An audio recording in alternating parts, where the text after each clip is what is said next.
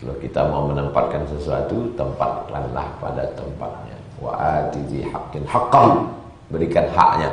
Jangan sampai kita tidak memberikan hak. Begitu kata Imam An-Nawawi rahimahullah.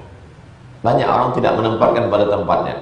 Yang mestinya dia pada tempat itu sangat militan, dia tak militan. Merah biji matanya, menggelegar suaranya ketika membahas masalah khilafiyah. Tapi masalah Palestina macam pekak tuli. Masalah Palestina apa? Kita tidak perlu ke Palestina. Orang Palestina itulah yang mesti hijrah meninggalkan Masjidil Aqsa. Kalau ada ustaz macam ini, kalian angkat, kalian campakkan ke siap.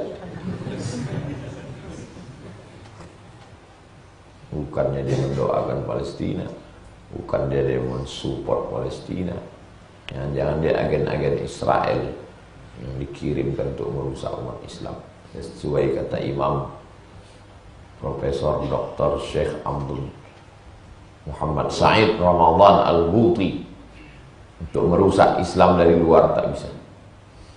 Tak bisa Islam ini dirusak dari luar, karena dia raksasa, dia besar. Bagaimana caranya? Rusak dari dalam. Kalau ada raksasa besar, tak bisa antum melawan. Ramai-ramai antum mau merobohkannya, tak bisa. Maka dia mesti ada siasat dari dalam. Maka masuklah satu orang memanjat, naik, memasukkan serangga ke dalam telinga, sampai dia bergoncang, akhirnya jatuh. Begitulah cara menghancurkan, disusupkan. Bagaimana kita tahu bahwa aliran ini susupan, sempalan dari sikapnya terhadap perjuangan umat Islam? Kalau dia melemahkan umat Islam, menyepelekan orang Islam, maka sesungguhnya dia adalah virus pendatang dari luar yang pura-pura. Ingat dulu waktu perjuangan melawan Belanda, berapa banyak yang menyusup. Tidak perlu melawan Belanda, kita terlalu kuat untuk melawan Belanda. Istighfar aja banyak-banyak. Kalau begitu tak merdeka kita sampai sekarang. Kemerdekaan ini bukan hadiah dari Belanda. Kemerdekaan ini direbut. Kemerdekaan ini bersimbah darah. Tanah yang kita injak itu adalah kuburan para syuhada, darah para syuhada. Maka mesti semangatnya itu digelorakan sampai hari ini, dikumandangkan. Nah, ini ketika tentang masalah kunut subuh, berapi-api. Masalah usolli, masalah talqin mayat, masalah maulid Nabi, keluar api dari muncungnya. Ketika masalah Palestina, macam-macam. Capek telinga kita mendengar tak ada cerita tentang Palestina.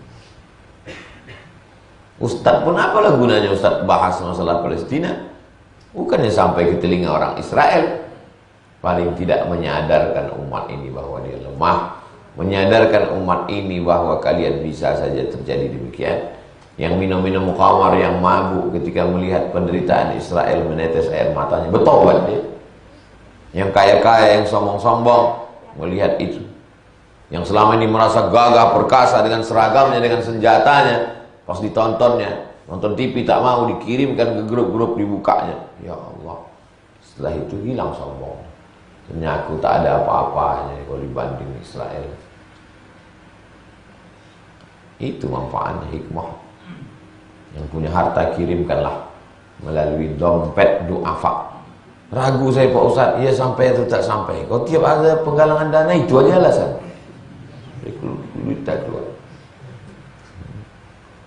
Orang dari kampung sana, dari pedalaman sana mau WA saya semalam. Ustaz, kami di majelis pengajian wirid Yasin kecil-kecilan di kampung ini ingin juga menolong Palestina. Terkejut saya. Di kampung kan, mau ya?